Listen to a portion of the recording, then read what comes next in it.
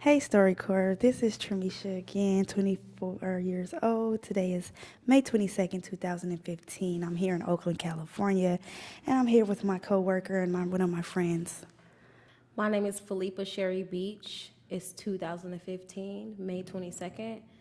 I'm at Civicorps, and my relationship with the speaker is she's a really good friend.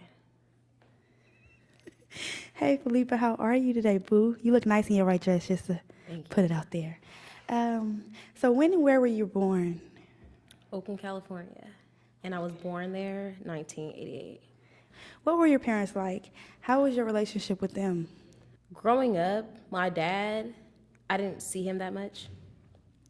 I didn't know why as a young kid. My mom, she was there all the time. She was always there for everything. Everything that was going on, she was there. Since I didn't see my dad all the time, it made me wonder why he wasn't around all the time, but I really wasn't that, into caring about why he wasn't around because I had everything I needed. So it never really crossed my mind why he wasn't. I found out when I was like a teenager that my dad has schizophrenia, and that's a real mental illness, and it's genetic. I know for sure I don't have it, but sometimes I be thinking about it, like I be scared sometimes, like my kids might get it because it's genetic Yeah. or something, but I know for sure it come from his family. Do you have any siblings? Do you guys have anything in common that you can say, or? I got a sister and a brother. We're both, all three of us are 2 years apart. Ain't that crazy? And our birthdays are a month apart. My brother's the oldest. His birthday's in May. His name is Aaron. My birthday's in June, which is the 7th. And Adrian's birthday, she's the youngest, is in July, the 11th. But that's what we got in common. We're all 2 years apart, and our birthdays are like right after each other from oldest to youngest. My mom, when I was a kid, I used to be scared of her like shit. Like really scared of her, like, oh yeah, she gonna whoop my ass whatever I do wrong. Like I wasn't really a bad kid like that, so I used to be scared of her a little bit, but now she's like the best. Like being older and knowing who she is. I love my mama. She's like the best person I know. She like really helped me a lot in being who I am. Cause she's like really helpful with a lot of shit. Like if you help people, that's like the best thing you could do. I learned that from her. Now I know to this day that she used to try her best to keep us doing things. Because when I was a kid, she used to take us to go ride our bikes. She bought us all bikes. She didn't have a lot of money. She didn't even finish high school. So she was working hella hard to try to make money. And it was three of us. And my dad was a schizophrenic. So he went there. So she worked whatever job. You know how they Mexicans do, girl. You know how they do. They be like, I got to get these jobs. I got to make money. I got to take care of my kids. I got to do this. My kids got to be taken care of. They do work hard. Right. So my best memories is when she bought us all bikes. She got them from the flea market, though, but it didn't matter. It don't even matter. You got a bike, you happy. We used to ride around the lake all the time because we stayed not that far from it. And I used to love doing that, actually. How would you describe a perfect day when you were young? A perfect day for me when I was younger was going to, what the place called? Dan Castro in Hayward. Have you guys heard of it? It's Dan Castro. It's like a man-made lake where you can go swimming. My family used to get together and go there all the time. Mind you, my mom have 8 siblings. No, she has 7 siblings because she's the 8th. So she got 7 siblings. So we used to all try to get together, and they used to try to bring all their kids, and we used to go there and girls swim and eat and have fun. That's my best memory on being a kid, was that. What did you think your life would be like when you were older? Like when I was a kid? What did you think when you was a kid, how your life would be when you got older? When I was a kid, I used to think like, man, I could do a whole bunch of things because I got so many different talents. And then as I got older, it just changed a little bit.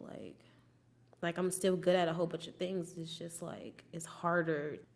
I thought I would be way more doing something with myself than I am right now. That's always been said in my head. What is your ethnic background? Where do your mom and dad come from? Ethnic background. I'm Mexican and black. Well, my mom's Mexican. My dad's black. I don't know where he's from. I think he's from California. And my mama ended up having me and named me Felipa. So we already know you have 2 children, and their names are? Anito and Prina.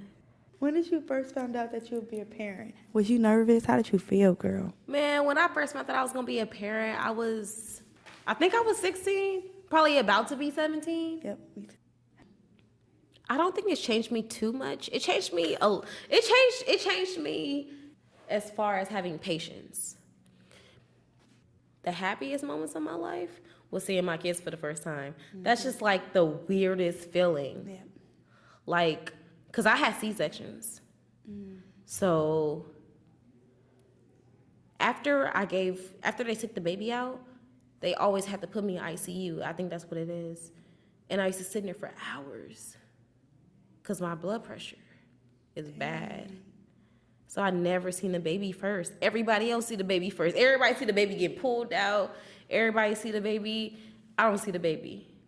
By the time it's time for me to see the baby, nobody's there. But that's fine. Yeah. Because I don't want nobody there when I see the baby for the first time. I be sitting there by myself. Okay. And I loved it. That shit about to make me cry too. Okay.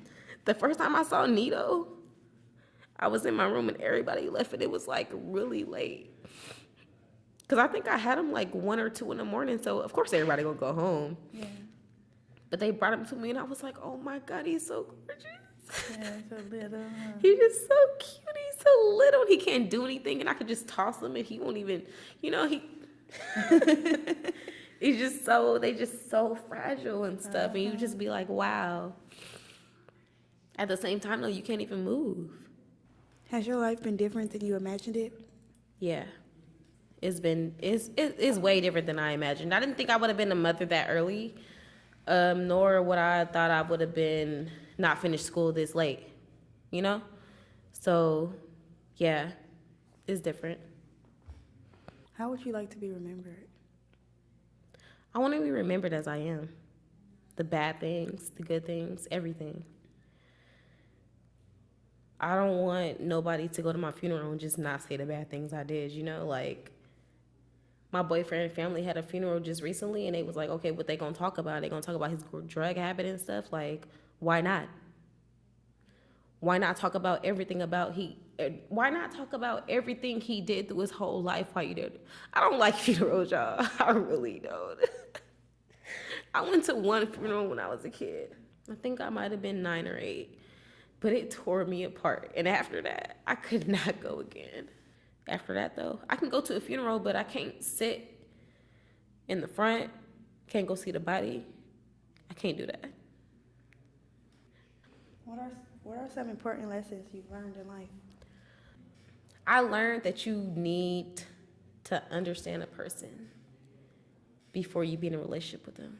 Mm-hmm. Yep. You have to understand someone because if I understood my kid's dad and now and how he is and stuff, I would have never gave him the time of day. I would have never even went that way. Never.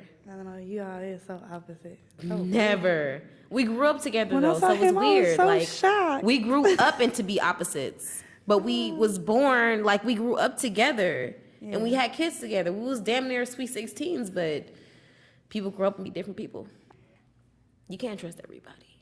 You cannot trust everybody. You need to basically ump up on your skills on learning how people are because everybody are not what they seem. And you can't trust everybody. I mean, you can have a good heart, but you cannot trust everybody. You can have a good heart for the bad people, but just do that one thing. Don't trust them to help you, though, because it might not be the same, I kind of did learn that, but at the same time, it's kind of common sense. Mm-hmm. So you got to look at you really got to look at it like that too. So, thank you, StoryCorps. Thank you.